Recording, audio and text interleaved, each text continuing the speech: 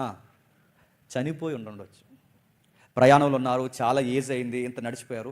అప్పటికి భార్య చనిపోయింది కనుక చేసుకుని ఉండొచ్చు. భార్య బతకుండగా, చెప్పండి, భార్య బతకుండగా చేసుకోవడానికి వీల్లేదు.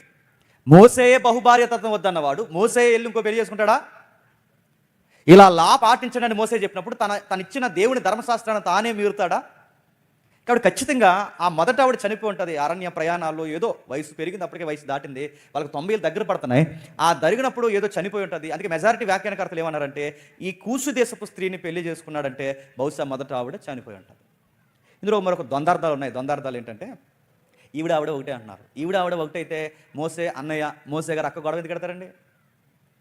పెళ్ళైన కొత్తలో పెడితే బాగుంటుంది గొడవ. పిల్లలు పుట్టేసి అంతా జరిగిపోయిన తర్వాత ఇప్పుడు ఎందుకు గొడవ పెడతారు? కూసు దేశపు స్త్రీ, ఈ స్త్రీ ఒకరితో అయితే ఆవిడ కరెక్ట్ కాదు. ఎందుకంటే ఈవిడైతే వాళ్ళు ఎందుకు గొడవ పెడతారు? ఈవిడ కొత్త ఆవిడ. ఈ కొత్త ఆవిడని ఎందుకు చేసుకున్నాడు? ఆయనకు తోడు కావాలి. ఆయన వ్యక్తిగతమైన విషయం చేసుకున్నాడు.